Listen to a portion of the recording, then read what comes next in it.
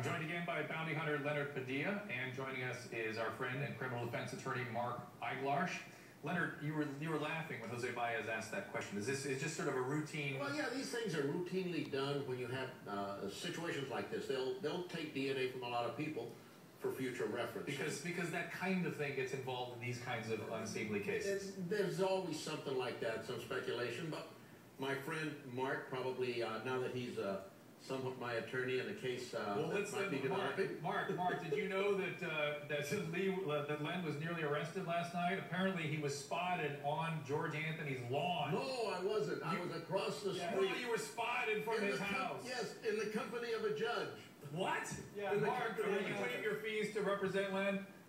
No, but I did offer 20% off. We have a history. 20% off. Yeah, I'll take care of it. So, what happened last night? Fill us in on this. I was called to go back there and explain to one of your competitors exactly where the site was. Where the site was, the what? Where this where the body was. Okay, we have pictures, extensive knowledge, and probably as much as law enforcement about that area. And so the car picked me up at the airport, and they said, we're going right out to the location. And I said, you have the address? And they said, yes. And I said, no, that's the Anthony's residence. We don't want to go there. There's going to be... We make the corner, and there's the camera people and everything. I said, this is not a good idea. Oh, no. They're not home. There's nobody home. Don't worry about it.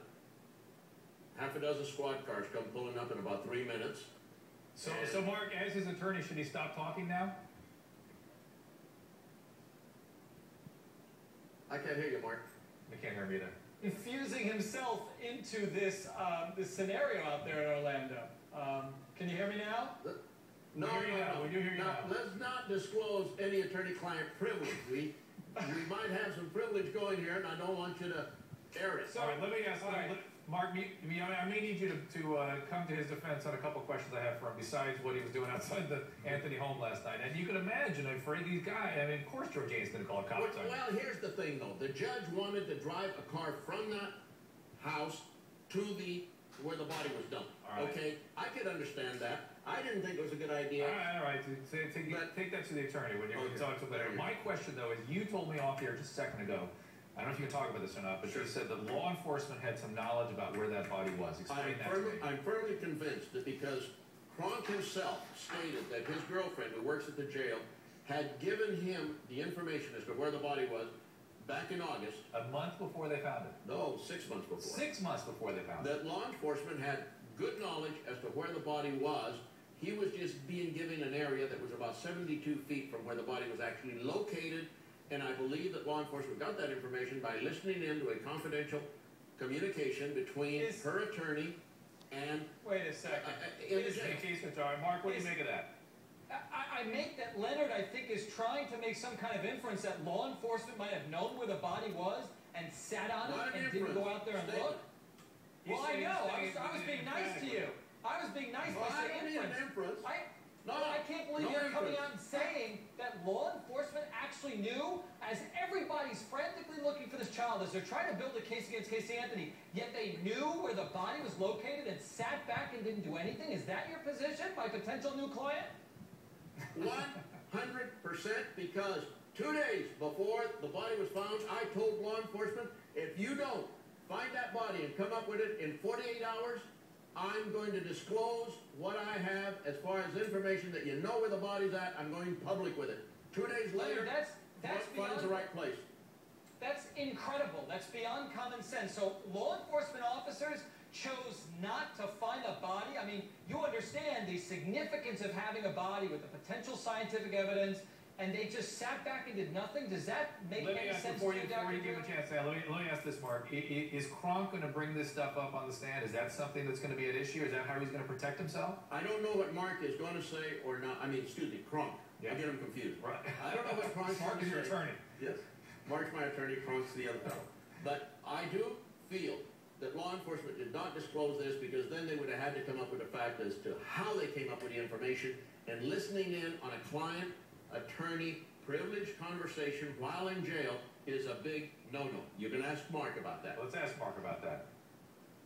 About what? His theories are absolutely outrageous. That I can't get past the fact that he's suggesting just that law enforcement knew that the body was there and did nothing. I don't think anyone's buying that, Leonard. Let me ask Mark. This may be a more relevant question for him as your attorney.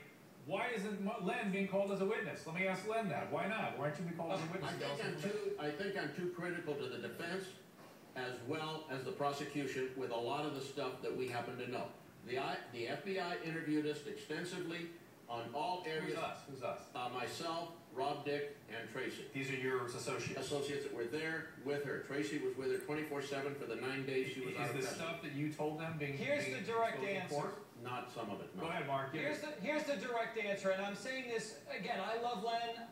I don't mean any disrespect, but first of all, he does not have much first-hand knowledge that would be of any value to the prosecution. I'm talking about serious evidence, first-hand knowledge. And then secondly, then he's subject to cross-examination by the defense, who would explore his bias, his motive, his interest I've got in this 20 case. seconds, gentlemen. And that's it. And I think that would explode and blow up in the prosecution's face if he even offered anything 10 of value. seconds. Yes, Esquire. Your counselor. 10 seconds. I know where the Hinkle tape was stored. All right, with that, we have to hold that for another day. Mark, thank you so much. Len, I'm going to say goodbye to you. Thank you. It's always a pleasure to hear your theories. Again, I'm trying to figure this stuff out, so any information we can get, this is not a court of law. It's just, this is just the public trying to make sense of a crazy drama. I'm taking your questions and calls on this case. Plus, who are the people deciding Casey's fate? I'm going to talk to a jury consultant who helped select the Casey jurors. Stay with us.